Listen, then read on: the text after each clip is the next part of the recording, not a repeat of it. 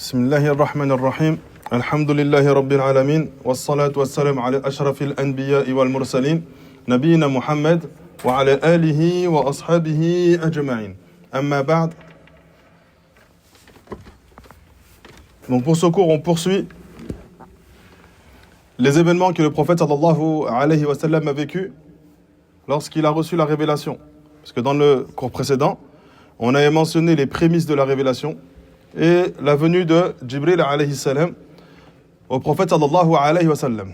Et donc le prophète reçoit la révélation. Et on sait que le prophète, il reçoit la révélation de différentes manières. L'une des premières manières de recevoir la révélation de notre prophète sallallahu alayhi wa sallam, mais aussi de l'ensemble des prophètes, c'est quoi? Des rêves. D'accord? L'une des manières, c'est il fait des rêves véridiques. D'accord? Et souvent, ça constitue ça le point de départ de la révélation reçue par les différents prophètes.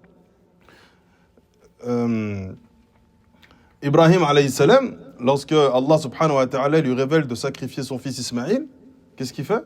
Un rêve. Inni ra'aytu fil manam, j'ai vu dans mon sommeil, et j'ai fait un rêve dans lequel Allah subhanahu wa ta'ala me demandait de te sacrifier. Donc quand les prophètes faisaient un rêve, ce rêve-là était en réalité une révélation de la part d'Allah subhanahu wa ta'ala. Et ce rêve, il se réalise. Donc, il se réalise d'une manière tellement claire, d'accord, et tellement parfaite, que ça donne, si on veut donner un exemple, eh bien, on a celui du prophète. Et c'est tellement clair, tellement parfait, la façon dont le rêve se réalise, que c'est comme la lumière franche de l'aube. C'est-à-dire que quand l'aube arrive, il n'y a plus de doute. Il ne fait pas nuit. D'accord? Quand l'aube arrive, plus personne doute. On est passé de la nuit au jour. Eh bien, le rêve du prophète est tellement clair et tellement parfait qu'il n'y avait aucun doute sur le fait que c'était une révélation de la part d'Allah subhanahu wa ta'ala. Deuxième manière de recevoir la révélation, c'est la venue de l'ange Jibril alayhi salam. Et Jibril, il transmet le message au prophète de différentes manières. L'une de ses premières manières, il transmet le message dans le cœur du prophète sallallahu alayhi wa sallam, sans que le prophète voie Jibril de ses propres yeux. C'est Jibril qui transmet ce message au prophète sallallahu alayhi wa sallam. Dans des récits, le prophète alayhi salatu wa sallam nous dit « Inna ruh al-Qudusi nafatha fi ru'i annahu lan tamut nafsun hatta tastakmila rizqaha » Al-Hadith. Le prophète il dit un jour à Ibn Mas'ud, il dit certes, Jibril a insufflé en mon cœur qu'aucune âme ne mourra avant d'avoir reçu la totalité de sa subsistance. Et ensuite, il mentionne le hadith. Donc l'information que le prophète transmet, c'est Jibril alayhi salam qui la transmet au cœur du prophète sallallahu alayhi wa sallam. Troisième manière, Jibril vient au prophète sous une apparence humaine.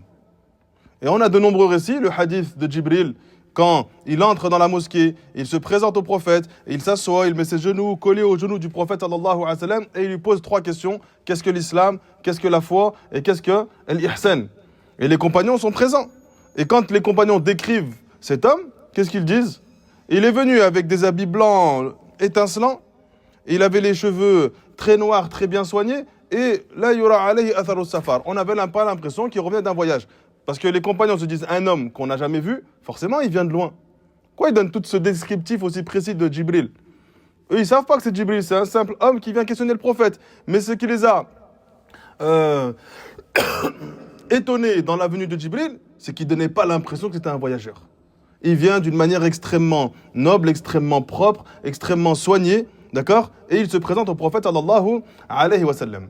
Et des fois, il venait sous l'apparence humaine, de quelqu'un que les compagnons connaissaient. Qui? C'est qui comme compagnon? Ibn Mas'ud. Non. Le prophète, il venait sous une apparence d'un compagnon, d'accord? Dahiyya ou Dihya ibn Khalifa al-Kalbi. Ce compagnon, il était connu pour sa grande beauté, sa grande prestance, sa grande élégance. Et donc, Jibril prenait son apparence et se présentait au prophète sallallahu alayhi wa sallam sous l'apparence de son compagnon.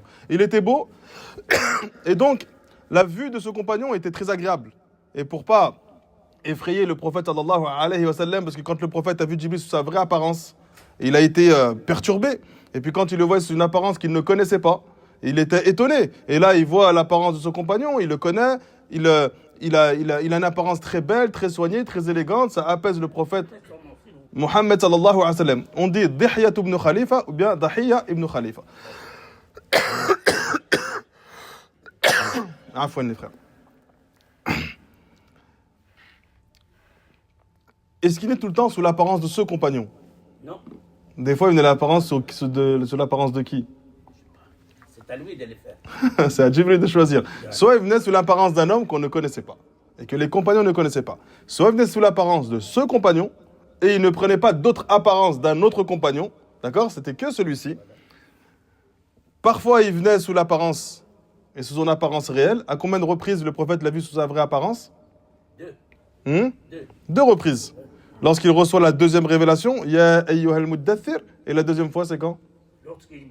Lorsqu'il a le mirage, lorsqu'il s'élève dans les cieux et qu'il est présenté à Allah subhanahu wa ta'ala. C'est les deux seules fois où le prophète voit Jibril sous sa vraie apparence, comme dans Surat Al-Najm. Le début de Surat Al-Najm, bien sûr ici. Quatrième manière de recevoir la révélation. Cette révélation vient avec un son de cloche, d'accord? Un son comparable au bruit de cloche. Et c'est la révélation, la manière la plus dure et la plus éprouvante pour le prophète Mohammed sallallahu alayhi wa sallam. Et à ce moment-là, le prophète, il est saisi d'une grande... Il commence à transpirer, d'accord? Alors que... Et on est dans un moment où les gens ne sont pas censés transpirer parce qu'ils reçoivent la révélation à des moments où il fait très froid. Et donc les gens ne sont pas censés transpirer dans ces périodes-là. Eh bien le prophète, même en temps de grand froid, lorsqu'il recevait cette révélation, il se mettait complètement à transpirer. Et elle était lourde, il n'arrivait plus à tenir debout. C'est pour ça que souvent il s'évanouissait. Elle arrivait à lui, elle faisait un son de cloche, il tombait au sol, il n'arrivait plus à bouger en fait. Jusqu'à ce que lorsqu'il était sur sa monture s'allongeait. Elle ne supportait pas la révélation que le prophète recevait sur la monture. Et une fois, il est à côté de Zayd ibn Thabit. Et puis le prophète s'adosse et s'appuie sur la cuisse de Zayd ibn Thabit. Et Zayd dit, j'ai pensé que ma cuisse allait complètement se broyer. Ça y est, pour lui, il a perdu sa jambe. Parce que le prophète, il reçoit la révélation à ce moment-là, il est à côté de Zayd. Il s'appuie sur lui et sa jambe donne l'impression de se broyer.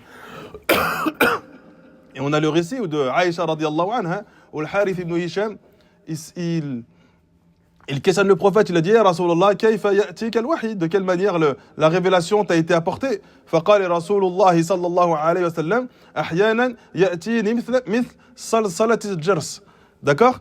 Salsalati al-jars. Donc il dit parfois, cette révélation vient à moi comme si c'était un bruit de cloche. Et donc il explique. Et il dit, wa huwa ashadduhu alayya. C'est la manière la plus difficile et la plus lourde pour moi de recevoir la révélation. Et donc quand il reçoit cette révélation, et quand il se réveille de cette révélation, il dit ensuite, j'ai parfaitement retenu ce qui m'a été révélé de la part d'Allah subhanahu wa ta'ala.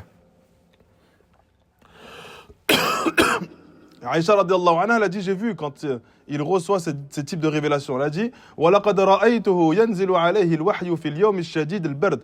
Je l'ai vu, alors que la révélation descendait sur lui par un jour de froid intense. فَيَفْسِمُ عَنْهُ. À ce moment-là, il commence à avoir comme si une forte chaleur, il commence à transpirer, d'accord? وَإِنَّ جَبِينَهُ لَيَتَفَصَّدُ عَرَقًا. Jusqu'à ce que son front se mette complètement à couler et à ruisseler de transpiration. Dans un autre récit, Al-Hafid ibn Hajar, il dit, le prophète sallallahu alayhi wa sallam, quand il recevait cette révélation, il ressentait l'intensité d'une grande fatigue. Il avait de la difficulté, d'accord? Et il comprenait que la révélation, en réalité, c'était quelque chose d'extrêmement lourd qu'il recevait. Et que les autres fois, c'était une manière où Allah subhanahu wa ta'ala, par miséricorde, allégeait le prophète sallallahu alayhi wa sallam lorsqu'il recevait ces différentes révélations.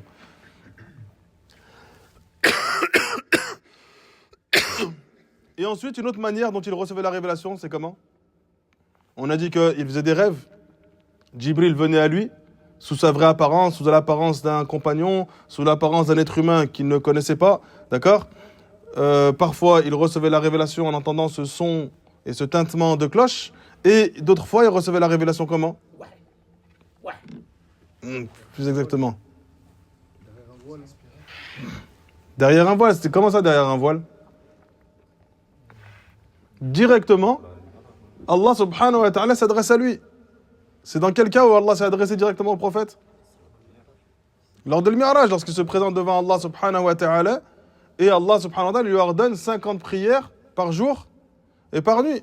Et puis quand il revient, Aïcha radiyallahu anha lui dit: est-ce que tu as vu Allah? Il a dit: Nourun anna ara, c'est une lumière que j'ai vue. En fait, il y avait un voile de lumière entre lui et Allah subhanahu wa ta'ala. Donc parfois, Allah directement s'est adressé au prophète. Allah, il a parlé directement à deux prophètes. C'est qui? Moussa alayhi salam, ainsi que le prophète Muhammad sallallahu alayhi wa sallam. À d'autres moments,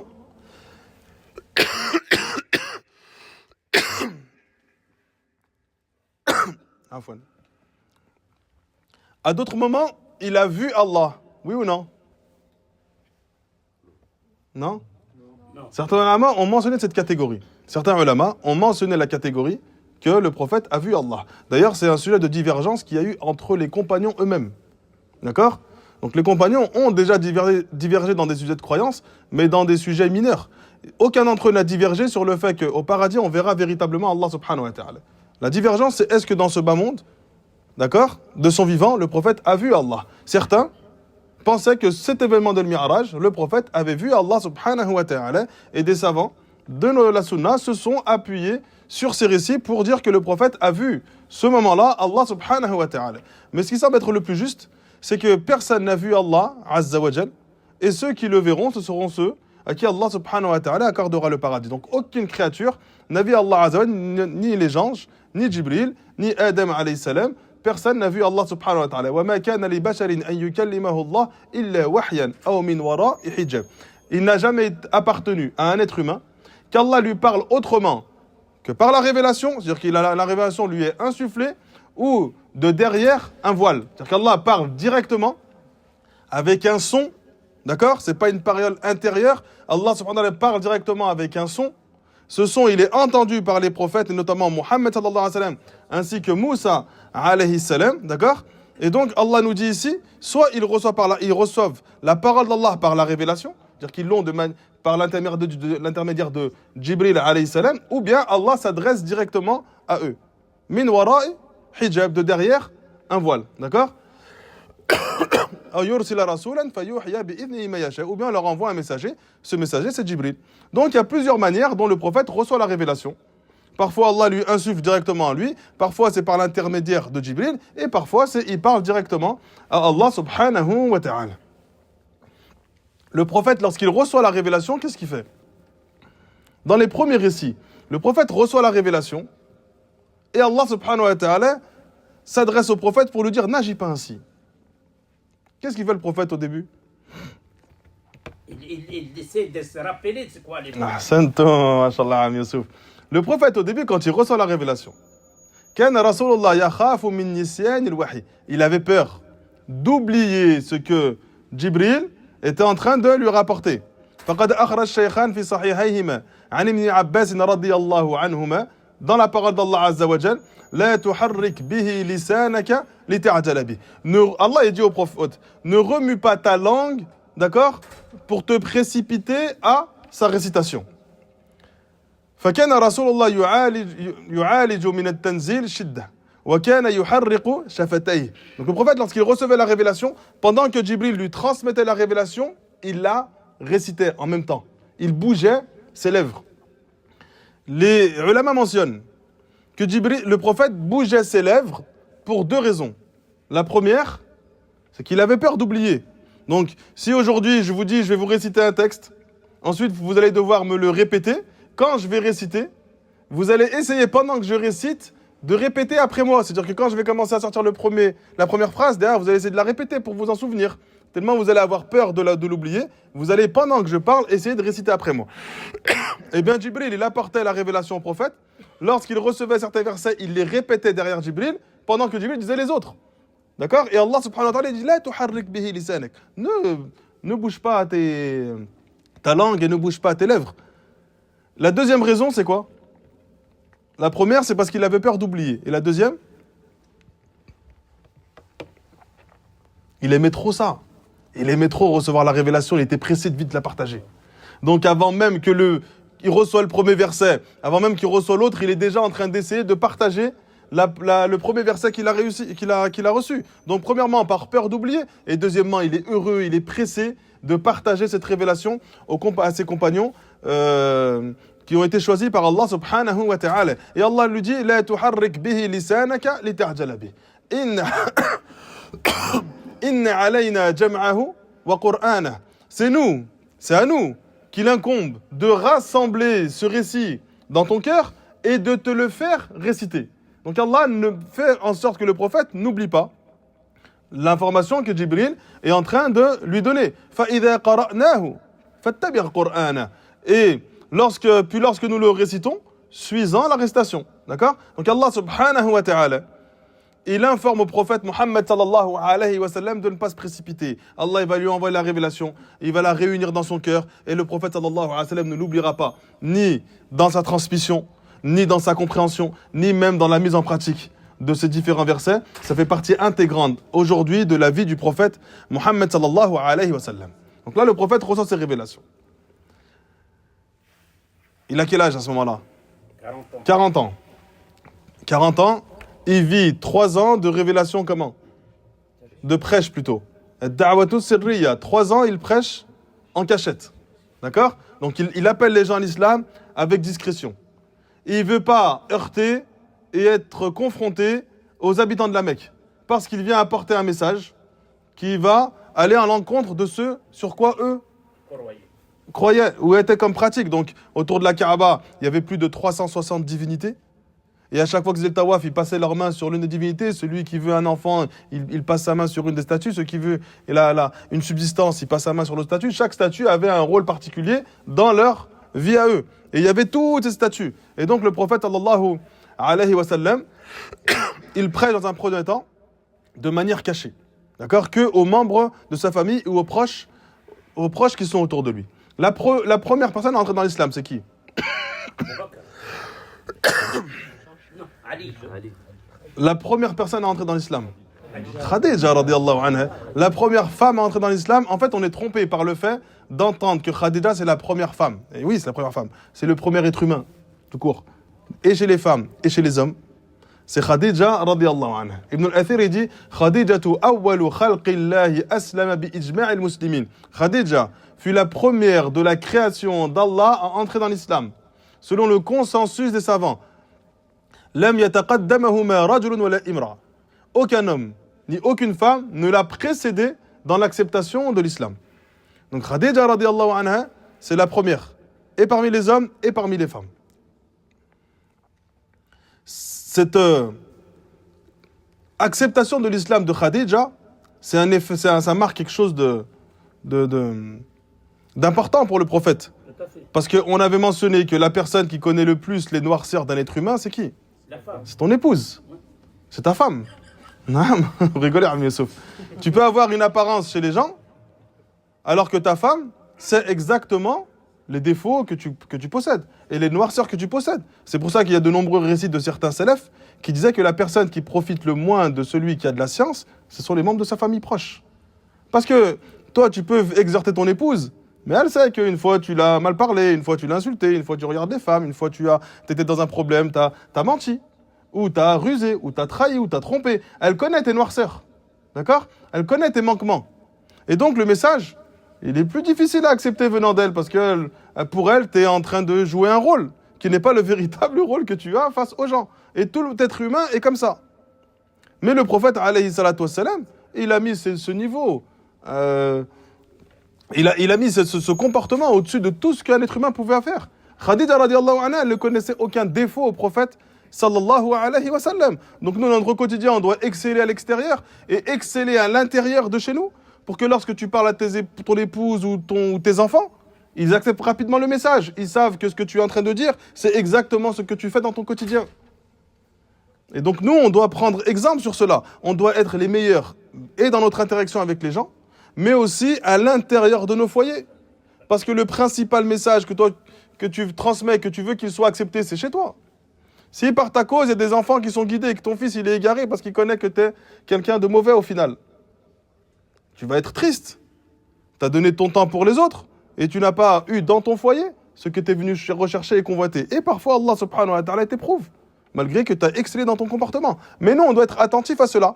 Et donc, Khadija radiyallahu anha, c'est la première à croire au message du prophète parce qu'elle connaissait les qualités humaines exceptionnelles du prophète et qu'il n'y avait aucun doute sur le fait qu'il était élu et choisi par Allah pour porter la dernière révélation. Et donc, Ibn Ishaq dit, Khadija, elle a cru en lui. C'est venu confirmer la véracité de ce qu'il venait de recevoir de la part d'Allah subhanahu wa ta'ala. Cette femme, elle l'a soutenu dans sa mission. C'était la première à avoir cru en lui. Allah, à chaque fois que le prophète entendait une parole dans laquelle les gens montraient qu'ils le détestaient, qu'ils le rejetaient ou qu'ils l'accusaient de mensonge, tout cela attristait le prophète. Et la première à soulager et à apporter du réconfort au prophète sallallahu alayhi wa sallam, c'était qui? Khadija. Elle le réconfortait, elle l'apaisait, elle confirmait régulièrement et constamment sa véracité.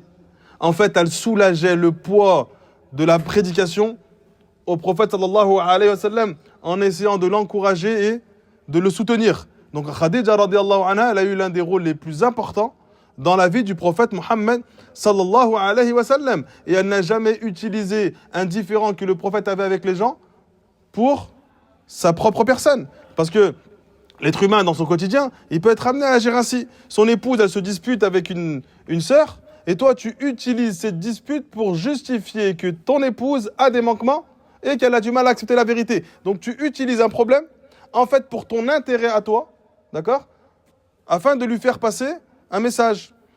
Khadija radiallahu anha n'agissait pas comme ça. Ah, t'as vu, même eux, ils disent que des fois, tu mens. En fait, leur accusation à eux est une manière de justifier ce que Aïcha, Khadija, Afwan, pouvait parfois reprocher au prophète sallallahu alayhi wa sallam. Elle n'agit pas ainsi. Extrêmement pieuse, extrêmement vertueuse, extrêmement douce, extrêmement calme, extrêmement intelligente, et elle soutient le prophète Mohammed sallallahu alayhi wa sallam. Et puis elle dépense toute sa fortune, toute son énergie pour que le prophète puisse partager et propager ce message. Radiyallahu anha.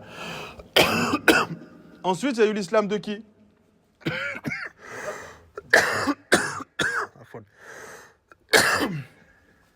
يا أبو بكر ولا علي؟ Voilà, Ahsanta.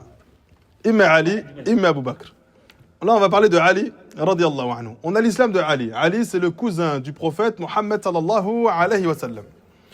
Pourquoi on dit que certains disent que Ali l'a cru avant Abu Bakr? Parce qu'il est jeune, il est petit. Il était petit, mais au-delà d'être petit. Il est intelligent. Oui, il vit chez lui. Ah oui. Ali, c'est le cousin du prophète qui est élevé, si vous voulez, par le prophète Mohammed sallallahu alayhi wa sallam. Quand le prophète reçoit la révélation, Ali, il a quel âge? 13 ans. 10 ans. Selon la vie le plus authentique, Ali, il a 10 ans. Donc il n'a jamais renié l'islam, il a presque vécu avec. D'ailleurs, Ali, c'est lui qui se marie avec Fatima, la fille du prophète Mohammed sallallahu alayhi wa sallam. Il a vécu la révélation avec le prophète. Comment Ali, c'est le cousin du prophète? Ali, c'est le fils de qui? Abu Talib. Ali ibn Abi Talib. C'est le fils de Abu Talib.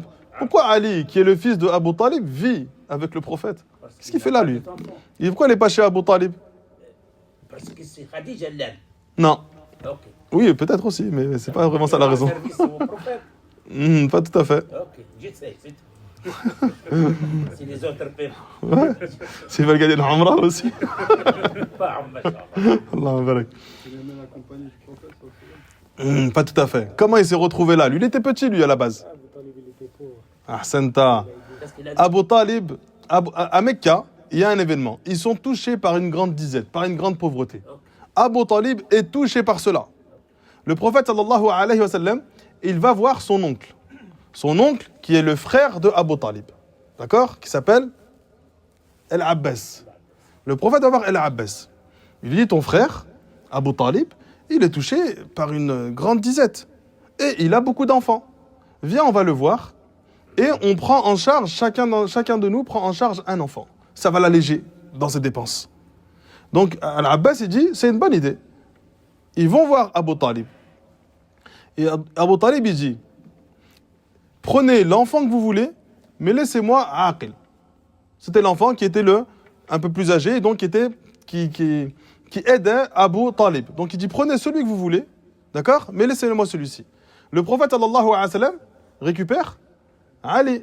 radiyallahu anhu. Ça, c'est avant la révélation. Et l'Abbas, il récupère qui? Abbas, il récupère qui, l'Abbas? Non, Aqil, il reste avec Abu Talib. Abdallah, c'est le fils de Al-Abbas. Nous, on veut le fils de Abu Talib. Qui est connu.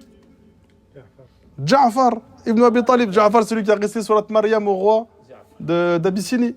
Et donc, Al-Abbas, il prend Ja'far. Il reste avec lui dans la maison. Et le prophète Mohammed prend Ali. Donc, Ali vit avec le prophète. Quand il reçoit la révélation Mohammed sallallahu alayhi wa sallam, Ali est là, présent. Et lui aussi, il connaît les qualités exceptionnelles du prophète. Alors qu'il est encore enfant, il n'a aucun doute sur le fait qu'il reçoit une véritable révélation. Donc, il accepte le message. Ensuite, il y a un autre enfant. À ce moment-là, il n'était pas vraiment enfant, mais il y en a un autre qui croit aussi rapidement et qui vit avec le prophète. C'est qui? Zayd ibn Haritha. Zayd ibn Haritha, qui était appelé Zayd, fils de Mohammed. Zayd, c'est un homme.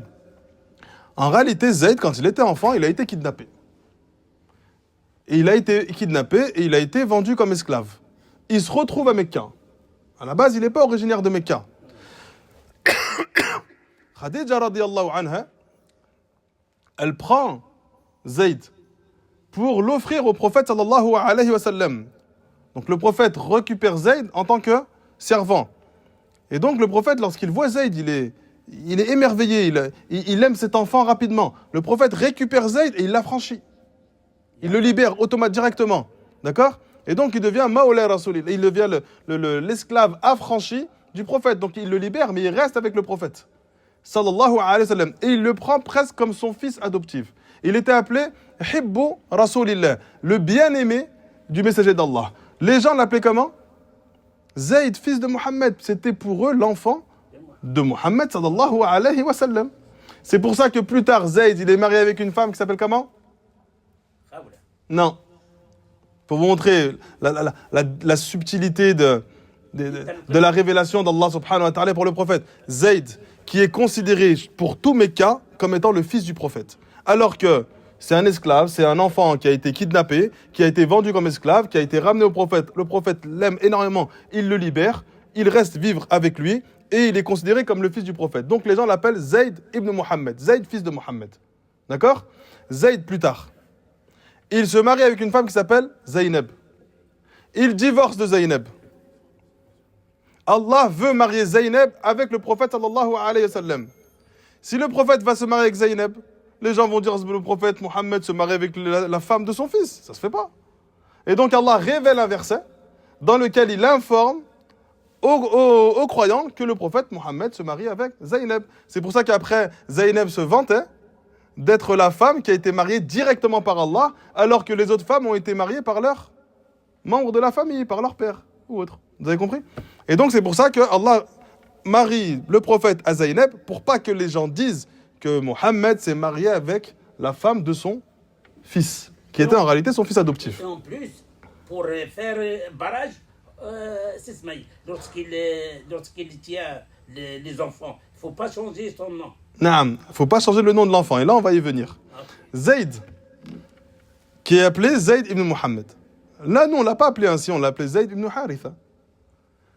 Son père, il passe des journées entières et des semaines et des mois et des années entières à chercher son enfant. Jusqu'à ce qu'il... Et il en pleure, il en fait des poèmes. Il dit, j'ai pleuré Zayd sans savoir ce qu'il a fait. J'ignorais s'il était vivant ou s'il était encore mort. Il disait, par Allah, je ne sais pas si je dois me souvenir de lui, essayer de encore me rappeler mon enfant, d'accord? Et j'arrive plus à me souvenir de lui, ni dans les plaines, ni sur les hautes montagnes, sur les hauteurs des montagnes. Si seulement je savais, d'accord, si le temps me ramènerait mon enfant, car je désire sa présence ardemment. Ça, c'est un long poème du père de Zayd, radiyallahu anhu.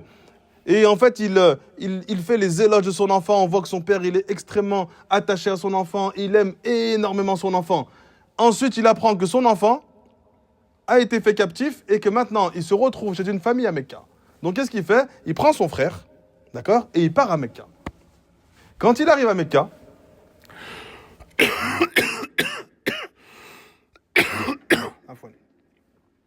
quand son père, il arrive à Mecca, il s'adresse à la tribu de Banu Hashim. D'accord? Il est originaire d'où à la base? Du Shem. D'accord? Il est originaire de la Grande Syrie. Ils vont jusqu'à Mecca, il y a 1 mois de marche. Donc lui, il cherche son enfant peut-être en direction de la Grande Syrie, mais son enfant, il a plus de 1 mois de marche. Et il apprend que son enfant est à Mecca, avec un homme qui prétend... avec un homme pieux et vertueux. Il n'a pas encore la révélation à ce moment-là. Il prétend et il sait qu'il est avec un homme bon. Donc ça, son père, il est rassuré. Mais il veut aller chercher son enfant. Donc il va à Mecca. Et il s'adresse aux gens de la tribu de Banu Hashim. Il dit, vous êtes les propriétaires de les habitants du sanctuaire sacré. Mecca, c'était connu comme étant un sanctuaire sacré. Et donc les gens connaissaient la valeur et l'importance de la sacralité de Mecca. Et il leur dit, il faut que vous me rendez mon enfant, il faut que vous me rendez mon enfant. Et le prophète, il dit, mais tu parles de quel enfant? Et il lui dit, je parle de Zayd. Et donc là, le prophète comprend que Zayd, au final, c'était pas un véritable esclave, c'était un enfant qui a été kidnappé, si vous voulez. Et donc le prophète, sallallahu alayhi wa sallam, il lui dit, man huwa? Il a dit Zayd ibn Haritha. Le prophète, sallallahu alayhi wa sallam, il fait appel à Zayd. Et son père, il parle avec le prophète. Il lui dit, il faut que tu me rendes mon enfant. Le prophète, il lui dit, moi, je ne prends aucune décision. Si ton enfant veut retourner avec toi, il retourne avec toi. Il a dit, je te l'achète. C'est-à-dire qu'il veut racheter son enfant. Le prophète lui dit, s'il retourne avec toi, je te le donne et je ne récupère pas l'argent qui a été dépensé pour l'obtenir. Alors son père, il lui dit, tu as été juste. Ramène-moi mon fils. Et Zayd arrive. Zayd, à ce moment-là, il est encore petit. Et son père lui dit, et plutôt le prophète lui dit, oh Zayd, in shi'ta fa'aqim indi. Si tu le souhaites, tu restes avec nous. D'accord? Wa in shi'ta fantaliq ma'a abik. Et si tu souhaites, retourne avec ton père. Personne ne te fera prisonnier de quoi que ce soit. Tu prends ta propre décision. Faqala Zayd, bal uqimu indak. Il dit, je préfère rester avec toi. Et wa ma ana billadhi akhtaru alayka ahada. Et je ne serai pas celui qui va te choisir un autre à ton détriment. Il n'était même pas encore prophète, mais il avait vu le comportement exceptionnel du prophète, il voulait plus se séparer de lui. Il lui dit, Anta minni bimakan al-abi wal-am. Tu es pour moi à la place d'un père et d'un oncle. Tu prends plusieurs facettes en réalité dans ma vie. Et son père, il lui dit, ouais, ya Zayd, malheur à toi, oh Zayd. Takhtar al-ubudiyya ala al-hurriya. Tu choisis l'esclavage sur la liberté. En fait, il a été fait comme esclave, mais en réalité, le prophète l'avait libéré. Mais lui, son père, il dit ça dans le sens où tu vis avec quelqu'un, où tu es au service de cette personne-là. Takhtar al-ubudiyya ala al-hurriya. Tu préfères l'esclavage à la liberté. Et tu préfères cet esclavage sur ton père, ton oncle, les gens de ta famille. Il lui dit Naam. Il a dit, j'ai vu de cet homme quelque chose. J'ai vu de cet homme quelque chose qui m'empêche de choisir qui que ce soit plutôt que cet homme, qui est le prophète Mohammed sallallahu alayhi wa sallam. فلم يزل زيد عند رسول الله حتى بعثه الله. Et Zayd, donc, il est resté vivre auprès du prophète. Et donc, son père, il accepte au final. Il voit qu'en fait, Zayd, il est proche du prophète. Il est proche de Mohammed. Il est protégé, il est soutenu, il est dans le sanctuaire sacré de Mecca. Il n'est pas oppressé, il n'est pas torturé. C'est pas un esclave au final. Et donc, son père, il est triste. Mais il accepte la décision de son fils Zayd. Donc Zayd reste avec le prophète Mohammed sallallahu alayhi wa sallam. فَلَمْ يَزَلْ زَيْدٌ عِنْدَ رَسُولِ اللَّهِ حَتَّى بَعَثَهُ اللَّهُ تَعَالَى. Zayd, il ne cesse de rester avec le prophète Mohammed jusqu'à ce qu'Allah envoie la révélation au prophète sallallahu alayhi wa sallam. فَصَدَّقَهُ وَآمَنَ بِهِ وَصَلَّ مَعَهُ. Il a cru en lui rapidement. Et il a eu foi en lui rapidement et il a régulièrement prié avec le prophète Mohammed sallallahu alayhi wa sallam. Et dans cet événement, Allah azza wa jalla révèle un verset. Et qui dit Udu'uhum li abaihim. Appelez-les, d'accord, du nom de leur père. Et donc Zayd, il dit aujourd'hui, on ne m'appelle plus Zayd, fils de Mohammed, d'accord, mais on m'appelle Zayd, fils de Haritha. Donc après la révélation de ce verset, où Allah lui interdit aux gens de s'appeler avec un autre nom que celui de leur père, d'accord, pour préserver les lignées, eh bien Zayd dit, je m'appelle aujourd'hui Zayd et appelez-moi Zayd ibn Haritha. Ensuite, qui est-ce qui a cru en lui? Abu Bakr, on va le citer plus tard. Les filles du prophète. Est-ce qu'il y a une des filles du prophète qui n'a pas cru en lui? D'ailleurs, le prophète, il a eu combien d'enfants? Combien? 7 enfants. Sur ces 7 enfants, il a eu combien de garçons? 3. Al-Qasim, qui est le premier, Abdallah et Ibrahim. À Médine, il l'a eu. Ces 3 enfants sont morts en bas âge, comme on l'a mentionné. Il reste combien de filles? 4. La première, après, Zaynab. Il a une fille qui s'appelle Zaynab. Ensuite, Ruqayya, Kulthum et Fatima. Radiyallahu anhu. Et donc ces filles du prophète, elles ont rapidement accepté et embrassé l'islam. Elles ont accepté l'islam du prophète Mohammed, ou plutôt elles ont accepté l'islam et la révélation que le prophète recevait. Et elles se sont rapidement attachées et sans aucune hésitation, elles se sont rattachées à leur père parce qu'encore une fois, elles connaissaient les qualités exceptionnelles que possédait le prophète sallallahu alayhi wa sallam. Donc on voit que tous ceux qui gravitaient dans leur quotidien avant la révélation autour du prophète n'ont eu aucun doute sur la véracité du prophète Mohammed sallallahu alayhi wa sallam. Et elles ont toutes fait de la hijra lorsque le prophète alayhi wa sallam l'a ordonné, d'accord? Certaines plus tôt que le prophète et d'autres plus tard. Et on le mentionnera, Inch'Allah ta'ala, avec l'histoire de différentes batailles. Et on voit que certaines de ces filles sont arrivées plus tard à Médine à cause du fait qu'elles étaient mariées avec certains hommes, notamment sa fille Zaynab. On en discutera, Inch'Allah. Et donc, elles acceptent tous l'islam. Ça, c'est les membres de sa famille proche. Maintenant, les gens de l'extérieur, c'est encore plus compliqué. Parce que les gens de l'extérieur, ils ne connaissent pas intimement le prophète et la beauté et la perfection de son comportement. Mais le prophète, il avait un ami très proche de lui. C'était qui? Abu Bakr radiyallahu anhu. Abu Bakr radiyallahu anhu, il est très proche du prophète. D'ailleurs, c'est quoi son prénom à Abu Bakr? Abdallah. Abdallah ibn Qahafa. Ibn Uthman. Abdallah ibn Uthman. Ibn Abi Quhafa. D'accord? Abdallah ibn Uthman, c'est le nom de Abu Bakr. Abu Bakr radiyallahu anhu, il est né quand? Il a combien d'écart avec le prophète? 2 ans. 2 ans et quelques mois. Le prophète, il est né l'année d'éléphant. Lui, il est né 2 ans après l'événement de l'éléphant, où Abraha, il veut aller détruire la Kaaba. Il a été un des proches amis du prophète avant la révélation. Et il s'est précipité à accepter le message du prophète sallallahu alayhi wa sallam, wastamarra ma'ahu tula iqamati bi Mecca. Et quand le prophète il est resté à Mecca, Abu Bakr il est resté tout le temps de la révélation avec le prophète. C'est le seul à avoir fait ça. Parce que le prophète, lorsqu'il reçoit l'ordre de faire la hijra, l'ordre en premier lieu, il est pour les compagnons et non pas pour le prophète.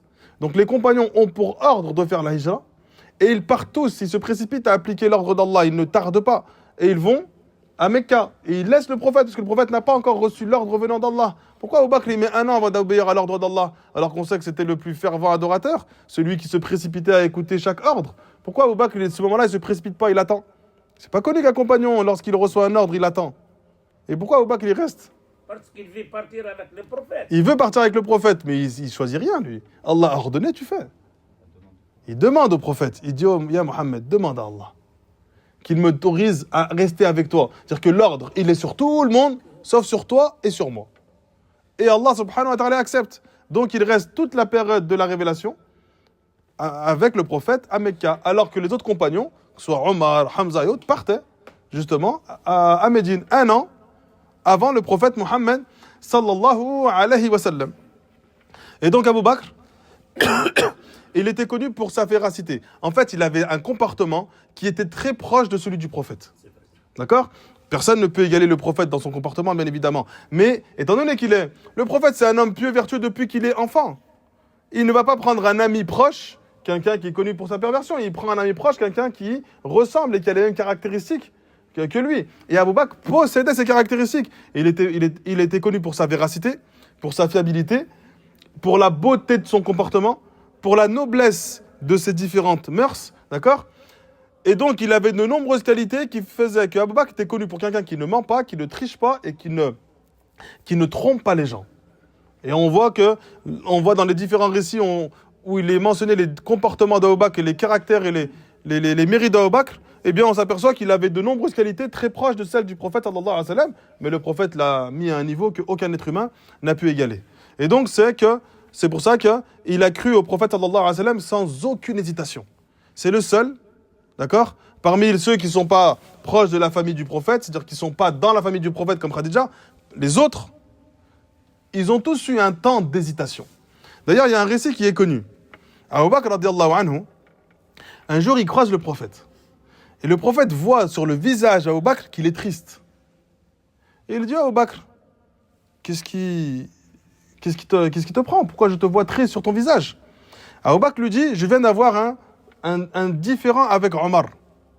Et dans ce différend avec Omar, je me suis énervé et je lui ai crié dessus. Ensuite, j'ai demandé pardon à Omar. Omar m'a dit, je ne te pardonne pas. Et ça m'a attristé. Et le prophète, sallallahu alayhi wa sallam, il reste avec Abu Bakr. Il fait appel à Omar. Omar, radiallahu anhu, il vient au prophète, sallallahu alayhi wa sallam. Et Abu Bakr lui dit, je lui ai demandé 3 fois, je dis pardonne-moi, pardonne-moi. Il insiste, et Omar lui dit, je ne te pardonne pas. Et donc, le prophète, sallallahu alayhi wa sallam, fait appel à Omar. Omar vient au prophète. Abu Bakr, il voit que lorsque Omar arrive, il garde le visage fermé. Alors que dans ses habitudes, c'est tout le temps souriant, tout le temps souriant. Quand on le voit, on est tout de suite apaisé. Et Omar voit le visage du prophète, il commence à être pris de honte. Abu Bakr radiallahu anhu, il n'a pas utilisé cette situation en sa faveur pour dire, regardez, moi je suis plus aimé que vous par le prophète. Le prophète, lorsqu'il voit que Omar il est gêné, et que le prophète, en fait, cette situation l'a dérangé, il se précipite vers le prophète, il dit, ya Mohammed, en réalité, je lui ai fait trop de mal. C'est moi qui étais beaucoup plus injuste envers lui que lui, il l'a été envers moi en refusant de me pardonner. Et il insiste envers le prophète Mohammed sallallahu alayhi wa sallam pour pas que Omar soit gêné de cette situation. Et donc le prophète, et ça c'est le comportement des gens pieux et vertueux. Il n'utilise aucune situation en sa faveur dans laquelle il va rabaisser et humilier quelqu'un. Simplement pour se valoriser. On va rapporter un dernier récit pour encore appuyer cela. Aïcha, c'était la femme la plus aimée du prophète. D'ailleurs, regardez le prophète, alayhi salatu wassalam, on a des récits où il embrassait certaines de ses épouses lorsque c'était les journées de Ramadan. Mais en fait, c'était pas certaines de ses épouses, c'était une. C'était qui? Aïcha. Salama, elle dit, il n'arrivait pas à se passer de Aïcha. Il était en fait, quand il la voyait, il aimait trop la prendre dans ses bras. Il aimait trop rester avec elle. Il dit, en fait, quand il était avec Aïcha, il n'arrivait pas à s'empêcher de l'embrasser et de la prendre dans ses bras, même pendant les journées de Ramadan. Alors que les autres épouses, il avait cette facilité à se contenir. Et donc, il aimait énormément Aïcha. Radiallahu anha. Et Salama, elle dit un autre récit qui montre l'amour du prophète pour Aïcha, c'est que les compagnons ont vu que le prophète aimait énormément Aïcha. Et à chaque fois qu'ils offraient un cadeau, ils attendaient que ce soit le jour de Aïcha. Et ils ramenaient le cadeau à Aïcha. Et ils lui ramenaient le cadeau. Salama, elle est partie se plaindre. Elle a dit à Aïcha, dis au prophète qu'il dise aux compagnons de partager les cadeaux dans les différents jours des autres épouses. Et Aïcha lui dit, pourquoi tu veux m'enlever ça? Moi, je dis rien du tout.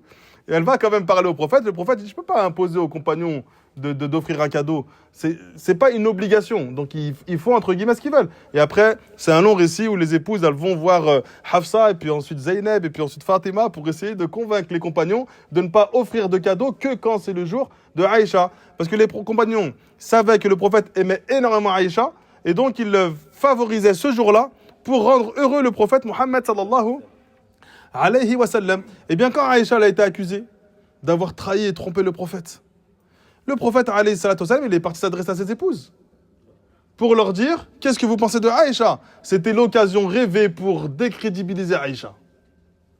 Elle est comme ci, elle est comme ça, elle est comme ça, on s'en doutait. Et puis tous les récits qu'on peut entendre parfois sur les gens qui utilisent des situations en leur faveur.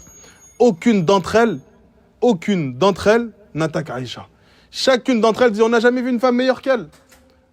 On n'a jamais vu une femme avec un comportement meilleur que celui de Aïcha radiallahu anha. C'est pas possible que ce qu'on dit sur elle, ce soit quelque chose qui est vrai. Et bien là, Abu Bakr, il n'a pas utilisé cette situation pour montrer qu'il était le plus aimé auprès du prophète sallallahu alayhi wa sallam. Au contraire, il prend la défense de Omar parce qu'il voit que Omar, il est gêné. Donc le musulman, il doit avoir ce comportement, il préserve le cœur des autres. Il ne doit pas être une source d'épreuve pour le cœur des autres. Et puis ensuite, toi, tu invoques Allah pour qu'Allah Azza wa Jalla répare ton cœur. Tu brises le cœur des gens, mais dans le même temps, tu invoques Allah pour qu'il répare le tien. Il y a quelque chose qui ne va pas quand même. Eh bien, les compagnons, ils n'avaient pas ce comportement. Abu Bakr radiallahu anhu, il a cet événement avec Omar. Et le prophète sallallahu alayhi wa sallam dit ensuite, Ma da'awtu ahadan ila l'islam illa kanat indahu kabwatun wa nadratun wa taraddud. Je n'ai appelé personne à l'islam sans qu'il n'ait montré une hésitation, une réflexion ou un moment de recul. C'est-à-dire qu'en fait, il a pris du temps avant d'accepter le message du prophète sallallahu alayhi wa sallam. Illa Abu Bakr ibn Abi Quhafa. Sauf Abu Bakr, fils de Abu Quhafa. ما عتم عنه حين ذكرته له وما تردد فيه. Et lorsqu'il m'a mentionné, lorsque le prophète lui a mentionné l'islam, il n'a pas tardé, d'accord, dans la foi et l'acceptation de l'islam. Et il n'a jamais hésité au sujet du prophète Muhammad sallallahu alayhi wa sallam. Dans un autre récit, le prophète nous dit Inna Allah ba'athani ilaykum. Certes, Allah Azza m'a envoyé auprès de vous. Faqultum kadhabta. Chacun d'entre vous a dit tu as menti. Wa qala Abu Bakr sadaqta. Et Abu Bakr, qu'est-ce qu'il dit? Tu dis vrai. Il n'a pas démenti le prophète sallallahu alayhi wa sallam. Et donc il croit rapidement au message. C'est l'une des raisons pour laquelle il a appelé Abu Bakr as-Siddiq. Abu Bakr le véridique, qui a accepté rapidement le message du prophète Muhammad sallallahu alayhi wa sallam. Manzilatuhu fi Quraysh. La place d'Abu Bakr chez les gens de Mecca. Ibn Ishaq dit فلما أسلم أبو بكر الصديق. Lorsqu'Abu Bakr il a accepté l'islam. أظهر إسلامه. Le prophète, on sait que pendant 3 ans, il cache son prêche. Abu Bakr, qu'est-ce qu'il fait? Il manifeste ouvertement sa foi. Tous les autres le cachaient. Quand ils sortaient dehors, ils ne montraient pas que c'était des suiveurs du prophète. Ils cachaient leur foi. D'accord? وَدَعَا إِلَى اللَّهِ وَإِلَى رَسُولِهِ. Et il a appelé les gens à l'acceptation du message d'Allah et de son messager Muhammad sallallahu alayhi wa sallam.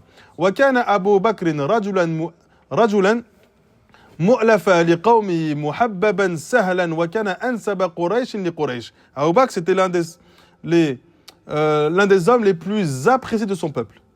Il était aimé, il était doux, il était accessible. Il était le plus savant de Quraysh, d'accord? Et celui qui avait l'une des lignées les plus nobles. Et on sait qu'il donnait beaucoup d'importance aux lignées. Celui qui était issu d'une famille noble et d'une lignée qui est noble, eh bien forcément il est plus écouté et plus obéi. Abu Bakr, il avait cela. Et c'était la personne qui connaissait le mieux les gens de Quraysh, d'accord, dans les comportements positifs ou les comportements négatifs qu'ils avaient. En plus de cela, c'était un grand commerçant, donc un homme qui était riche. Et dont on sait qu'à Mecca, les gens qui étaient riches, eh bien, ils avaient beaucoup plus de liberté dans leur prise de position, dans leur prise de parole et dans leurs décisions. Les gens n'osaient pas facilement se prendre à eux, parce que c'était des grands commerçants. Il avait un comportement qui était extrêmement connu, une noblesse de caractère.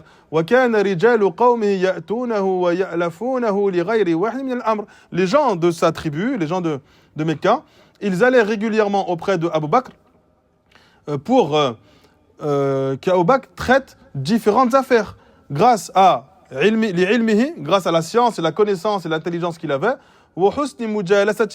et la bonne compagnie qu'il apportait aux gens. Grâce à toutes ces qualités qu'il possédait, il a appelé les gens à Allah subhanahu wa ta'ala.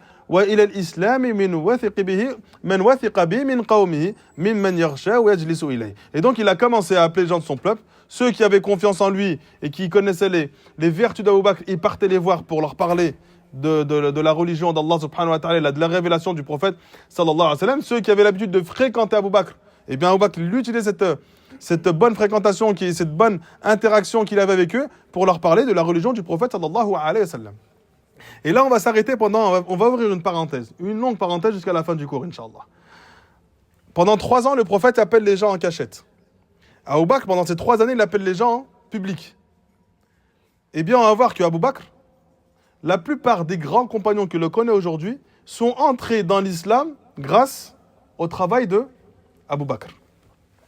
Donc, on a Othman ibn Affan. Othman ibn Affan, il est rentré dans l'islam par l'échange qu'il a eu avec Abu Bakr radiyallahu anhu. Othman ibn Affan ibn Abi al-As, qui va devenir plus tard le prince des croyants. Le combien de calife? 3e. D'accord? Le 3e calife. Il est né quand? Othman, il est né quand? Il a combien d'écart avec le prophète? Vous savez pas? Il a 6 ans d'écart. Il est né 6 ans après l'année de l'éléphant. Donc 6 ans après la naissance du prophète, Othman radiyallahu anhu est né. Othman, il a une particularité, c'est laquelle? C'est quoi la particularité de Othman? Et le surnom qu'il a reçu grâce à cela? Dhun Nurayn. d'accord, le possesseur des deux lumières. C'est qui les deux lumières? Les deux filles du prophète. La première, c'est qui? On a dit que le prophète, il avait 4 filles. La première, c'est Zaynab. Ensuite, il a eu Ruqayya, Kulthum et Fatima. Othman, sur ces 4 filles, il en a épousé 2. La première, c'est qui? La première, c'est Ruqayya. D'accord? C'est avec elle qu'il a fait la hijra en Abyssinie, lors de la première hijra. Le prophète, il a peur pour les compagnons, et il a peur même pour ses filles. D'accord? Et donc, elle se marie avec Othman, et elle part en Abyssinie. Ses filles, au prophète, certaines de ses filles, elles étaient mariées avec qui avant la révélation? Non. Avec qui, t'as dit? Les cousins du prophète. Mais les cousins du prophète, c'est qui leur père? Abu Lahab. Certaines de ses filles sont mariées avec les enfants de Abu Lahab. Lorsqu'il vient avec la révélation, ils prennent ses filles, les divorcent, ils les jettent chez le prophète et ils crachent et ils insultent le prophète. Tiens, récupère tes filles. Et le prophète, il est attristé par cela. Parce que ses filles, il les a eues avec Khadija. Il y en a eu beaucoup de ses filles.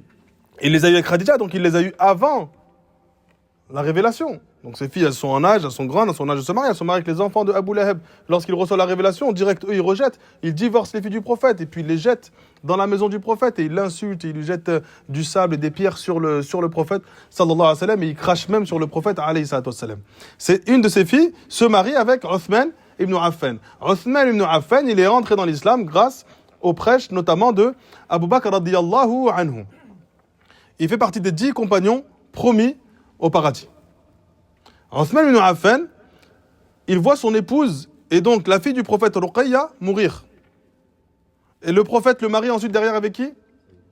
Non, son autre fille. Ummu Kulthum. C'est avec Ummu Kulthum qu'il a un enfant. Bon, on va parler après des petits-enfants du prophète. Ummu Kulthum. D'accord? Et le prophète Othman reste marié avec Ummu Kulthum. Ummu Kulthum décède. Le prophète lui dit, si j'avais une 3e fille, je te l'aurais mariée. Sauf que ces autres filles étaient mariées avec, notamment il restait Fatima qui était mariée avec Ali ibn Abi Talib. Othman radiyallahu anhu, il a été assassiné le jour de l'Jumu'ah. C'était le 3e calife, donc il a vécu après la mort du prophète Mohammed sallallahu alayhi wa sallam. Et il a été tué durant le mois de Dhul Hijjah, après la prière du Asr. 35 années après la hijra du prophète. Donc on voit qu'il a vécu quand même une longue vie. Quand il est mort, il avait quel âge? 82 ans. 82 ans et quelques mois. Selon l'avis le plus authentique. C'est qui le tue? Quelle secte qui apparaît? Les Khawarij. Ils veulent destituer les compagnons de leur statut. Ils ne veulent plus, ils n'acceptent plus que ce soit les princes des croyants, les chefs des croyants, si vous voulez. Quand on dit Amir al-Mu'minin, c'est les chefs, celui qui dirige tous les croyants. Et ils ne veulent plus de cela. Et ils se dirigent jusqu'à la maison de Othman. Parmi ceux qui se dirigent jusqu'à la maison de Othman, il y a un homme qui est présent avec eux. Et il arrive devant la porte de la maison, il regrette ce qu'il est en train de faire et il essaie de convaincre les gens de ne pas assassiner Othman. Et il part. Il refuse, lui il part. C'est qui cet homme? C'est qui cet homme? Le fils de Abu Bakr. Le fils d'Abu Bakr est présent pour l'assassinat de Othman radiyallahu anhu. Othman qui est rentré dans l'islam grâce au prêche de son père. Et lorsqu'il arrive devant la demeure, il regrette la décision qu'il est en train de prendre. Alors il essaie de convaincre les gens de ne pas assassiner Othman. Eux, ils refusent son conseil et il part. Et eux, ils rentrent à ce moment-là dans la maison de Othman. Et il est en train de faire quoi à ce moment-là? Il lit le Coran. Il a 82 ans, il est vieux, il est assis après la Asr, il lit le Coran. Son épouse s'interpose, ils mettent un coup d'épée et ils tranchent les doigts de son épouse. Et ensuite, ils mettent un coup à Othman et ils tuent Othman. La première goutte de sang tombe sur la parole d'Allah Azza wa Jalla, et Allah te suffira contre eux. C'est celui qui entend tout et qui a la connaissance de toutes choses. Eh bien, Othman, il est mort dans cet événement. C'est pour vous indiquer que même les enfants des plus grands compagnons qui existaient ont pu être influencés par des prêches qui sont déplacés. Et là, aujourd'hui, tu vois des petits jeunes qui veulent se précipiter chez certaines personnes en pensant qu'ils vont se sentir en sécurité. Là, on parle des enfants d'Abu Bakr. Et par la grâce d'Allah, arrivé devant la porte, il a regretté et il a fait demi-tour. Ensuite, on a un autre compagnon qui est rentré, qui est très connu, qui s'appelle Az-Zubayr ibn al-Awwam. Az-Zubayr ibn al-Awwam, le prophète dit chaque prophète a eu un apôtre, et mon apôtre à moi, c'est Zubayr ibn al-Awwam. Et on mentionnera ces récits lors de la bataille de Badr, de la bataille de Uhud. Zubayr ibn al-Awwam, c'est l'un des proches défenseurs dévoués du prophète Mohammed sallallahu alayhi wa sallam. C'est le cousin du prophète sallallahu alayhi wa sallam. D'accord? Sa mère, c'était qui? Safiya, la fille de Abd al-Muttalib. D'accord? Donc sa mère, c'est la tante du prophète Mohammed sallallahu alayhi wa sallam.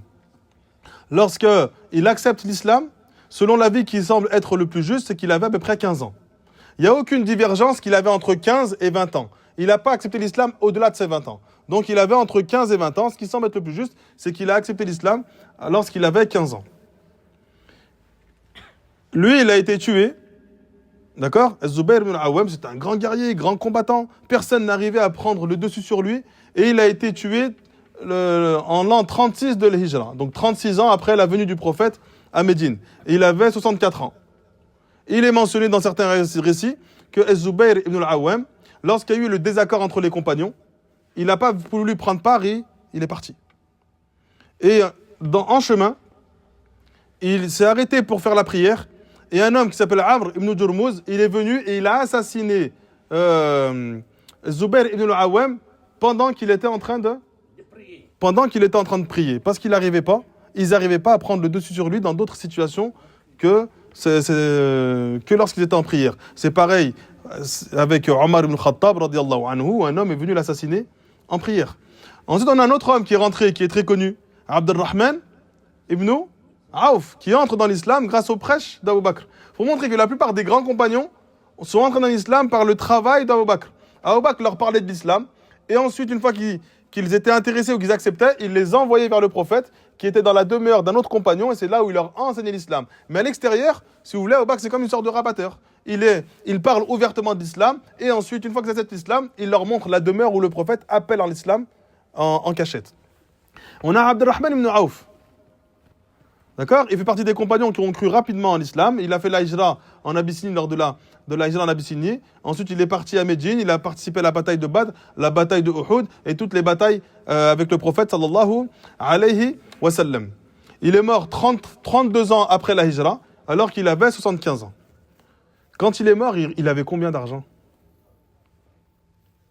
Quand Abdurrahman ibn Auf il est mort, il avait en sa possession en euros 150 millions d'euros.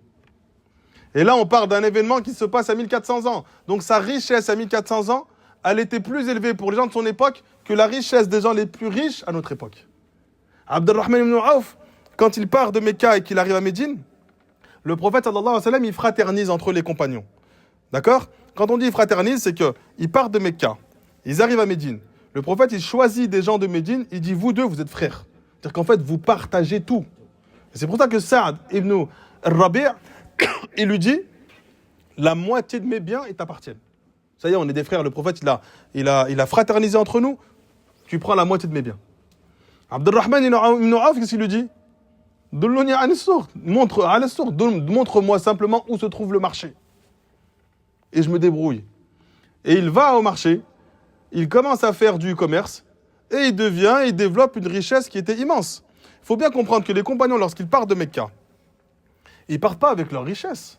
Ils délaissent leur maison, ils délaissent leur terre, ils délaissent leur famille, ils délaissent leur richesse. À l'époque, il n'y avait pas de banque où tu vas à Médine, tu peux retirer, même si à la base, tu as gagné ton argent à Mecca. Non, leur richesse, ils les mettaient où? Ils les enterraient. Ils enterraient leurs richesses, et puis quand ils avaient besoin, ils allaient, ils déterraient, ils prenaient une partie de ces richesses. Là, ils veulent partir à Mecca. Et donc, ils vont aller déterrer leurs richesses. À ce moment-là, les gens de Mecca disent, ils mettent des gens en place, parmi leurs esclaves, vous regardez à chaque fois qu'ils se déplacent, où est-ce qu'ils vont. Et puis à chaque fois qu'un compagnon part, soit dans la nuit pour essayer de fuir et qu'il déterre ses biens, ils viennent et lui prennent. Mais lui, il délaisse et il part. Et on a de nombreux récits où un compagnon, c'était un grand archer, et puis ils viennent, et puis il se met de loin, et il tend son arc. Et ils savent que lui, il ne loupe jamais sa proie, si vous voulez. Il ne loupe jamais. Et du coup, ils sont effrayés, ils ne veulent pas s'approcher de là où il avait enterré l'argent. D'accord? Il y a d'autres récits avec Omar radiallahu anhu. Certains disent qu'ils sont authentiques et d'autres qui sont faibles. Ala kulli hal, on y viendra, Inch'Allah ta'ala, plus tard. Et lui, il dit, montre-moi où est-ce qu'il est le souk. Il part et il commence à faire du commerce. Et il commence à devenir l'un des hommes les plus riches à Médine. Un jour, il vient avec une caravane de 700 chameaux. Il vient avec un cortège de marchandises où il y a 700 chameaux qui arrivent à Médine. Et les gens lui disent, et commencent à lui parler de ceux qui développent des richesses et qu'Allah subhanahu wa ta'ala blâme ceux qui développent des richesses pour les conserver. Et puis il est pris de crainte d'Allah subhanahu wa ta'ala. Il dit Ushhidukum anni ja'altuha kulluha fi sabilillah. Ces 700 chameaux, je les mets au service de l'armée. S'ils viennent nous attaquer, ces 700 chameaux, ils sont au service de l'armée. Il les donne. Il ne veut pas être concerné par les versets où Allah subhanahu wa ta'ala blâme ceux qui veulent accumuler de nombreuses richesses et qui refusent de les dépenser. Et donc, il était connu pour sa générosité. Il aidait régulièrement les gens qui étaient les plus pauvres. Il aidait régulièrement les femmes veuves et les orphelins. D'accord? Et à chaque fois, il dépensait, pour toute personne qui était dans le besoin, il dépensait de son argent. Un jour, on lui a servi de la nourriture. On lui a servi un grand repas. Et il se met à pleurer. Et il dit, Mus'ab ibn Umayr, il est mort. Et on n'avait même pas de quoi l'envelopper correctement dans le linceul. Et nous, aujourd'hui, Allah nous a accordé ce monde. Parce qu'après la mort du prophète, il y a eu les compagnons, ils ont conquis le monde. Et donc, ils ont obtenu de nombreuses richesses. Et il dit, je crains que nos bonnes œuvres aient été récompensées ici-bas. Que toutes les richesses qu'ils possèdent, c'est qu'Allah subhanahu wa ta'ala, ils ont fait une bonne action. Khalas, on vous donne dans ce bas monde, mais dans l'au-delà, vous ne posséderez rien comme récompense. Et du coup, il se met à pleurer. Mus'ab ibn Umayr, c'était l'un des enfants les plus beaux de Mecca, les plus élégants, les cheveux bien lisses, tout le temps bien habillé, tout le temps bien parfumé. Tout le monde l'aimait bien parce qu'il était extrêmement beau. Le prophète vient avec l'islam, il est jeune, il accepte l'islam. Ensuite, ses parents le rejettent, il part en Abyssinie. Et quand il revient d'Abyssinie, c'est un homme. Et sa mère, elle dit, je ne le reconnais plus. C'est plus le même. Très éloquent, il a une force de persuasion. D'accord, le prophète, lorsqu'il fait la hijra à Médine, 1 an avant, il envoie un compagnon pour leur enseigner le Coran. Il envoie qui? Mus'ab ibn Umayr. Et puis quand il arrive à Médine, il se retrouve vers des chefs de Médine. Notamment un d'entre eux qui doit être fait le grand chef de Médine. Lui, ça doit être le grand chef de Médine.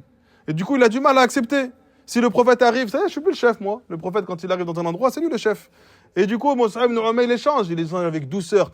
Et il a une facilité à appeler les gens à l'islam, peu importe la personne qui est en face de lui, et il a une facilité à lui transmettre le message. Et lors de la bataille de Uhud, lorsque Abdullah ibn Qami'a, il met un coup sur le casque du prophète et puis il perfore les joues, le casque du prophète perfore les joues du prophète, le prophète tombe au sol, il est rempli de sang.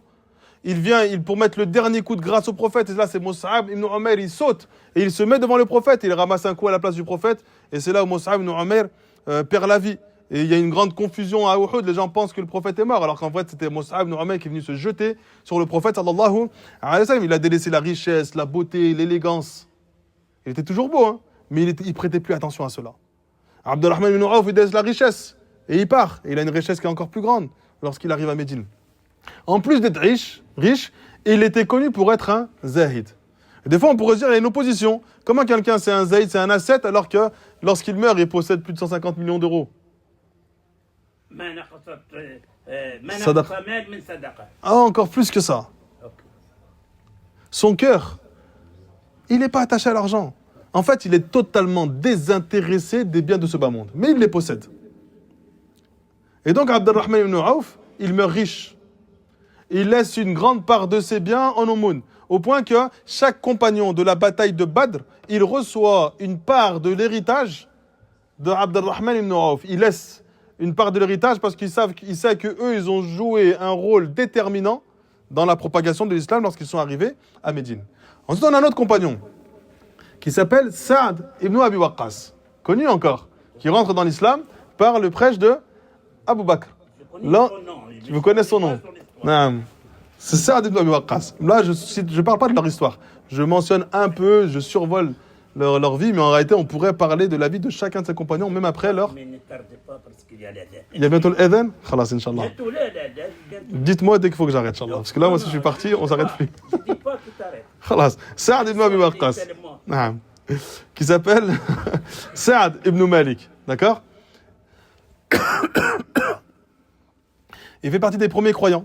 D'accord? C'est le 7e parmi les croyants à avoir cru au message du prophète sallallahu alayhi wa sallam. Lorsqu'il accepte l'islam, il a quel âge? 19 ans. Saad ibn Abi Waqqas, lorsqu'il accepte l'islam, il a 19 ans. Il fait partie des 10 compagnons qui ont été promis au paradis par le prophète sallallahu alayhi wa sallam. C'est le premier à avoir tiré une flèche dans le sentier d'Allah. Il y a eu un différend, d'accord? Et puis les gens, ils s'en prenaient régulièrement, ils torturaient les compagnons, et puis un jour, lui, il prend une flèche, pouf, il tire. Mais il tue personne. Juste, il tire, en fait, pour montrer qu'on est en mesure de se défendre. Et donc, c'est le premier à avoir tiré une flèche. Et lorsque il se passe cet événement, le prophète sallallahu alayhi wa sallam est un jour auprès de Saad. Et puis Saad, il invoque Allah subhanahu wa ta'ala, et Allah, il dit Allah exauce les invocations de Saad. Depuis ce jour, toutes les invocations de Saad sont exaucées. Alors tous les compagnons allaient régulièrement près de Saad ibn Abi Waqqas pour lui dire fais des invocations pour nous, parce que Allah, grâce à la parole du prophète, exauçait les invocations de Saad ibn Abi Waqqas. Et donc il est mort après 51 ans après la hijra du prophète à Médine, d'accord? Il avait à peu près 56 ou 57 ans, 7 ans. Il est mort dans la vallée de El-Aqiq, près de Médine, et en fait il a été enterré dans la ville de Médine. Donc il est mort dans une vallée près de El-Aqiq et il est enterré à Médine. D'ailleurs, c'est un des récits qui est utilisé pour dire qu'un corps, tu peux le déplacer pour aller l'enterrer dans un autre endroit que là où il est mort. Bon, là, l'espace n'était pas grand entre la vallée d'El-Aqiq ou la région de El-Aqiq. D'ailleurs, il est mort dans son palais, Saad ibn Abi Waqqas, et il a été enterré à Médine. Après, on a Talha ibn Ubaydillah. Encore un nom connu, je ne sais pas si vous connaissez ce nom, mais c'est des noms qu'on voit régulièrement lors des récits du prophète sallallahu alayhi wa sallam. Talha ibn Ubaydillah. Lui aussi fait partie des 10 compagnons car le prophète a promis au paradis. Il fait partie des 6 membres du conseil. C'est-à-dire que Omar radiallahu anhu, il a dressé un conseil dans lequel il a fait appel à 6 grands compagnons. Dans ces 6 grands compagnons, on a Talha ibn Ubaydillah. D'accord? Lui, il est mort lorsqu'il avait 64 ans. Ces hommes-là sont les premiers à avoir cru rapidement au message du prophète par le biais d'Abu Bakr. Il y en a d'autres encore. On a encore un peu de temps ou pas? Attendez. Est-ce que vous avez passé Mu'adh ibn Jabal? Non, Mzel, Mu'adh, c'est loin encore. Okay. Là, on est dans les tout premiers compagnons. Allez. Là, on est dans les tout premiers compagnons. On a Abu Ubaïda ibn al-Jarrah. Vous le connaissez? Abu Ubaïda, un ami proche de Khalid ibn al-Walid et de Omar ibn al-Khattab radiyallahu anhu. Comment il est surnommé, Abu Ubaïda? Comment il est surnommé? Amin hadhihi al-umma. Le digne de confiance, d'accord, de cette communauté. Abu Ubaïda ibn al-Jarrah. Abu Ubaïda, il faisait partie de l'un des plus grands chefs militaires de l'islam. Entre Omar ibn al-Khattab et Khalid ibn al-Walid, il y avait eu un désaccord. D'accord? Il y avait eu un désaccord entre Khalid ibn al-Walid et Omar ibn al-Khattab. Omar ibn al-Khattab, radiyallahu anhu, lorsqu'il devient le chef et le prince des croyants, il destitue Khalid ibn al-Walid de son poste de chef de l'armée. Il met à sa place, si vous voulez, le bras droit de Khalid ibn al-Walid qui est Abu Ubaïda. D'accord? Dans certains récits, Omar radiallahu anhu, il n'a pas apprécié certaines façons de faire de Khalid ibn Walid qui le trouvaient dur avec les personnes qui avaient du mal qui n'étaient pas des Arabes et qui avaient du mal à prononcer la shahada. Donc il y a de nombreux récits sur cela. Et donc Omar radiallahu anhu prend la décision de mettre Abu Ubaïda à sa place. Abu Ubaïda, il meurt où? Il a 58 ans. Il meurt où? Où ça? Il meurt en Syrie, dans le Grand Shem. D'accord? Il meurt là-bas. Quand il meurt là-bas, il est en compagnie de Omar ibn al-Khattab radiyallahu anhu. Il y a une grande épidémie de peste en Syrie. Omar radiyallahu anhu, il dit à Abu Ubaïda, il faut qu'on quitte la ville. Et qu'on retourne, qu'on parte d'ici. Abu Ubaïda, il lui dit, le prophète sallallahu alayhi wa sallam a interdit aux gens de quitter une ville lorsqu'une épidémie se propage. Pourquoi? Pour éviter de propager la maladie dans tout le pays et dans le monde. Donc, lorsque dans un pays il y a une épidémie, chacun reste et ne sort pas.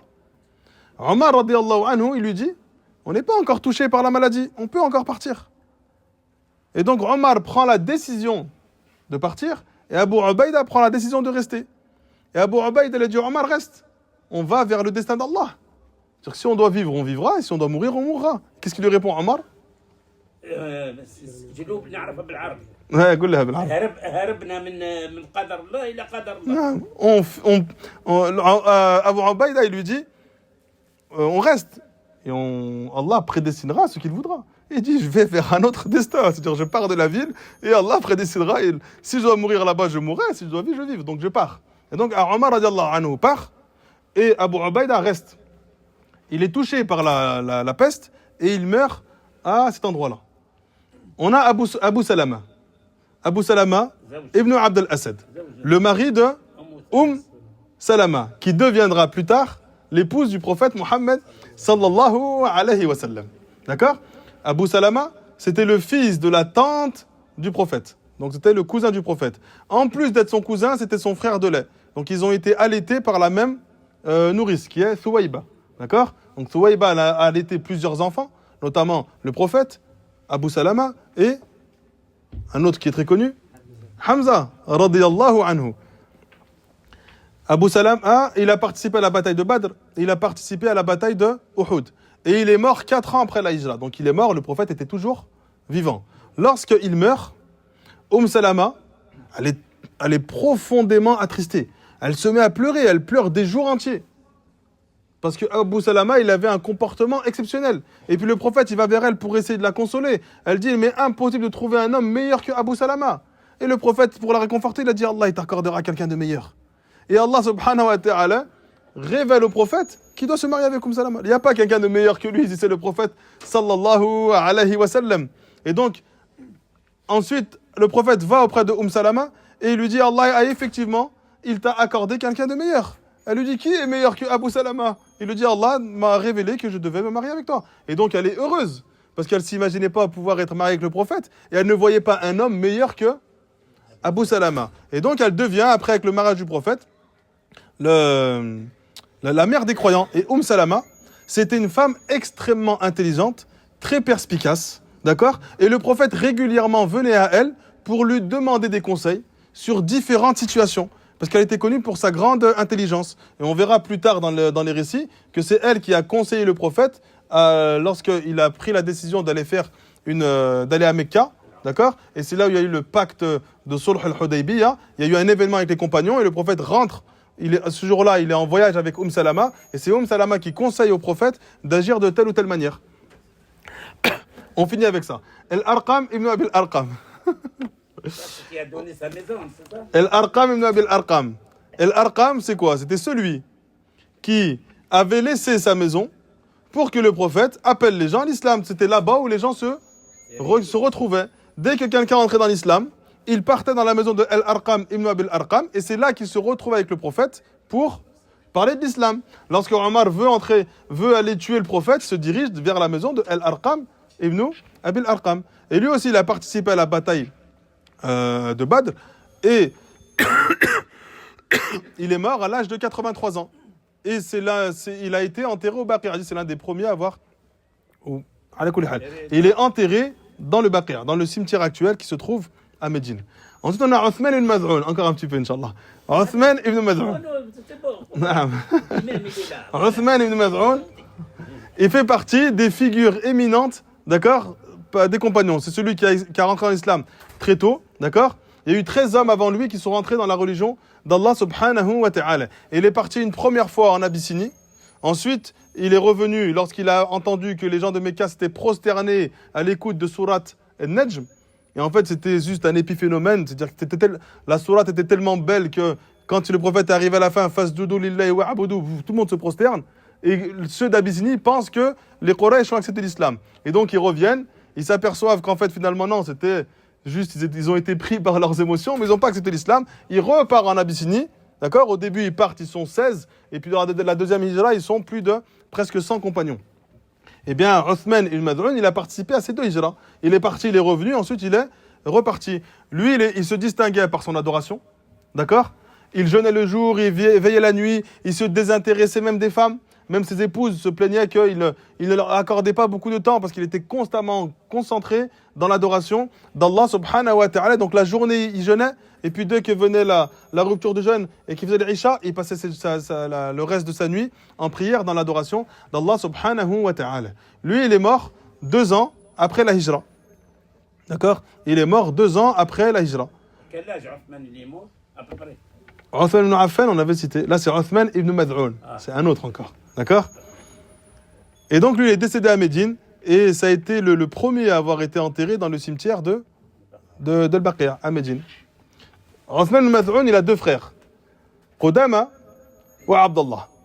Pareil, ils ont cru rapidement au message par le biais de Omar ibn al-Khattab, radiyallahu anhu. On s'arrête là? Non, continue. Il ne reste pas beaucoup, on cite juste quelques noms. C'est juste pour citer quelques noms, pour apprendre à faire connaissance avec les compagnons du prophète, sallallahu alayhi wa sallam. Bien que là, on parle de l'histoire du prophète, mais au final, on fait une petite parenthèse pour mentionner. En fait, c'est juste pour nous indiquer le travail énorme qu'Abu Bakr, radiyallahu anhu, il a fait. On a Saïd ibn Zayd, ibn Arm, ibn Nufayl. D'accord? C'était le cousin de qui? Zayd. Non, Saïd ibn Zayd, c'est le cousin de Omar ibn Khattab.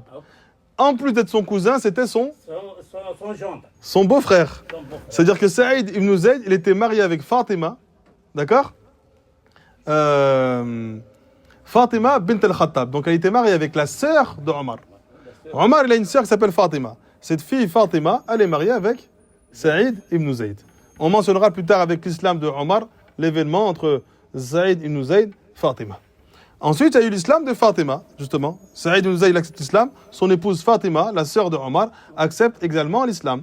Après, on a Asma bint Abi Bakr. Asma, la fille de Abu Bakr, radiallahu anha, qui était mariée avec Az-Zubayr ibn al-Awwam, dont le prophète a dit « Chaque prophète a un apôtre, et mon apôtre à moi, c'est Az-Zubayr ibn al-Awwam. » Eux, ils ont un enfant qui s'appelle Abdullah ibn Zubayr.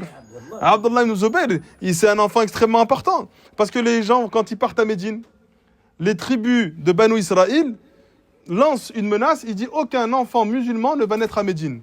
Et eux, ils le prennent presque comme une malédiction. Et effectivement, aucun enfant naît à Médine. Aucun enfant naît à Médine. Chaque compagnon qui voit son enfant, il meurt. Ou la femme fait une fausse couche. Et ils pensent qu'il y a une malédiction qui a été balancée sur Médine pour qu'aucun enfant musulman naît à Médine. Donc les compagnons, ils sont dans cet état-là. Abu Bakr, il fait la hijra 1 an après avec le prophète. Quand Abu Bakr, il fait la hijra avec le prophète laisse à Médine la famille de Abu Bakr avec Ali. Il y a encore des compagnons qui sont encore là-bas. Et donc le prophète, il arrive à Médine. Ensuite, il envoie des compagnons aller à Mecca pour récupérer le reste de la famille d'Abu Bakr et du prophète. Asma, elle fait partie de ce voyage. À ce moment-là, elle est enceinte. Elle est enceinte de son époux qui est Az-Zubayr ibn al-Awwam. Lorsqu'elle arrive à Médine, elle accouche. Et lorsqu'elle arrive à Médine, elle accouche et il voit que l'enfant il est en bonne santé, il ne meurt pas. Ils se réjouissent, ils ont dit en vrai, il n'y a pas de malédiction. Et c'est là où le prophète prend la date et fait le tahnik sur la gencive de Az-Zubayr, plutôt de Abdallah ibn Zubayr. Sa mère Asma, et donc Abdallah ibn Zubayr, sa mère c'est Asma, la fille d'Abu Bakr, qui était appelée comment? C'est quoi son surnom? Nitaqayn, masha'Allah, l'enverek. C'est elle qui possède les 2 ceintures. Parce que elle, lorsque le prophète il a fait la hijra à Médine, il s'est caché dans une grotte. Et c'est qui a ramené de la nourriture? Un des servants d'Abu Bakr et également sa fille. Et puis un jour elle sort, radiyallahu anha, et puis elle n'arrive pas à transporter tout ce qu'elle prend. Alors elle prend sa ceinture, elle la coupe en 2, et puis d'un côté de la ceinture, elle attache les provisions qu'elle met sur son épaule, et l'autre côté de la ceinture, la deuxième partie de la ceinture, elle l'attache sur une sorte de grosse réserve d'eau, et elle avance difficilement vers le prophète. Et lorsqu'elle arrive et qu'elle donne cette nourriture au prophète, le prophète sallallahu alayhi wa sallam lui dit, donc ils la voient, ils sont étonnés de la voir avec sa ceinture qui tient les provisions et qui avance difficilement. Et elle dit, j'ai déchiré ma ceinture en 2, avec l'une j'ai attaché la nourriture et avec l'autre j'ai attaché l'outre d'eau. Et le prophète sallallahu alayhi wa sallam dit, Allah va te remplacer cette ceinture par 2 ceintures au paradis. Asma, qui était la fille d'Abu Bakr, radiyallahu anhum ajma'in. Son fils c'est qui? Omar ibn Abdul Aziz. Abdallah ibn الزبير عبد الله ibn الزبير.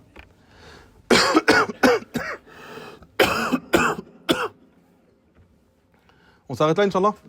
Continue. Où le monsieur? Encore un peu? C'est- Les gens, ils ont l'air d'être... Quelqu'un, il est pressé, Khalas. il lève sa main. Non, on va y aller. C'est l'occasion ou jamais. On va finir avec Khabbab ibn al-Arat. Khabbab ibn al-Arat, Halif min Banu Zuhra. D'accord? C'est l'un des premiers croyants. C'était l'un des forgerons, d'accord? Dans la période pré-islamique. Il a été fait esclave, il a été persécuté à la Mecque. Pourquoi on finit avec Khabbab? D'accord? Il fait partie des compagnons les plus éprouvés, celui qui a supporté et qui a vécu le plus de torture de la part des notables de Mecca, des mouchrikoun de Mecca. D'accord? Lui, il a participé aux deux batailles, bataille de Badr et bataille de Uhud. Et il est resté constamment présent aux côtés du prophète Mohammed sallallahu alayhi wa sallam. Après la mort du prophète, il est parti vivre à Koufa. On sait qu'il y a beaucoup de compagnons après la mort du prophète qui ne supportaient plus la vie à Médine, notamment Bilal.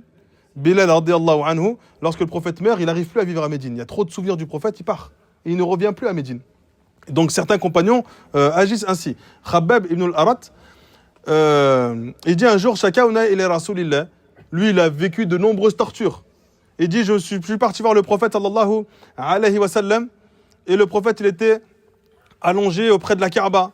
Et j'ai dit au messager d'Allah, est-ce que tu pourrais demander à Allah qu'il nous secourt?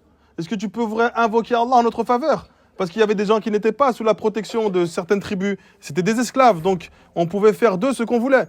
Et donc Khabbab fait partie des compagnons qui ont vécu de nombreuses tortures. Et le prophète alayhi salatu wa salam leur dit, on va traduire rapidement, il dit parmi ceux qui vous ont précédés et qui ont cru au message de leur prophète, il y en a parmi eux, on les a saisis. On a creusé une fosse dans la terre. On les a placés dans la terre. Ensuite, on a ramené une grande scie. Cette scie, on l'a posée sur leur tête. Et on les a sciés, on les a fendus en deux. Et malgré cela, il n'y en a aucun d'entre eux qui s'est détourné de sa religion. D'autres, on prenait des peignes en fer et on peignait leurs cheveux avec ce peigne de fer jusqu'à ce que ça atteigne ses os et ses nerfs, sans que cela ne le fasse détourner de sa religion. Et il dit ensuite à Khabbab, qui lui, celui qui vit les plus grandes tortures. Mais ils sont dans un état où ils ne peuvent pas être protégés. Le prophète, il a pas encore le soutien nécessaire. Il dit, Père Allah, Allah il mènera cette affaire à terme jusqu'à ce qu'un cavalier voyage de la région de Sanaa jusqu'à Hadramout sans craindre autre chose qu'Allah. Ça y est, c'est la sérénité et la paix qui se propagent dans le pays. Il ne craindra rien d'autre qu'Allah et le loup pour ses brebis. Mais vous êtes trop pressés.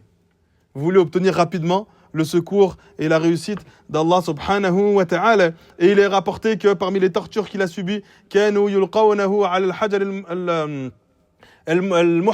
il était jeté sur des pierres chauffées, d'accord? Donc on brûlait des pierres et on le mettait sur ces pierres. Et on plaçait des rochers sur sa poitrine pour que ces pierres brûlantes se collent à sa peau. Ils disaient la seule chose qui éteignait le feu de ces pierres, c'était quoi? La pluie. Non, c'était la graisse de son dos qui fondait sur ces pierres-là. Dans d'autres récits, il dit Udhiba Khabbab adhaban shadidan fillah. Khabbab fut sévèrement torturé pour Allah, au point que son dos ressemblait à une peau brûlée en cuir, qui était la peau de Khabbab ibn al-Arat. On s'arrête là, Inch'Allah. Ila huna, subhanaka Allahumma wa bihamdik, la ilaha illa ant, astaghfiruka wa atubu ilayk. On s'arrête là. On va finir juste avec Abdallah ibn Mas'ud. Allez. Khalas, afwan. Ça, c'est ceux qui sont rentrés dans l'islam par la cause de Abu Bakr. Il y en a plein. Mais on a cité les compagnons les plus connus pour montrer que du travail d'Abu Bakr. Et là, on finit avec Abdallah ibn Mas'ud. Donc, c'est l'un des plus grands savants de cette communauté, le juriste de cette communauté. Il fait partie des tout premiers à avoir embrassé l'islam. Lui aussi, il a accompli les 2 hijras en Abyssinie. Et il a appris, il y a combien de sourates dans le Coran? 114. Il a appris directement de la bouche du prophète combien de sourates? 70. Il a appris directement du prophète 70 sourates. D'accord? Donc il fait partie des mémorisateurs du Coran et ceux qui ont été la cause de la préservation du noble Coran. On s'arrête là, Inch'Allah. Ça fait trop long pour ceux qui sont debout là-bas. Wa barakallahu fikum. On reprendra, Inch'Allah ta'ala, la semaine prochaine avec la suite de l'histoire de notre noble prophète. Subhanaka Allahumma wa bihamdik, la ilaha illa anta, astaghfiruka wa atubu ilayk.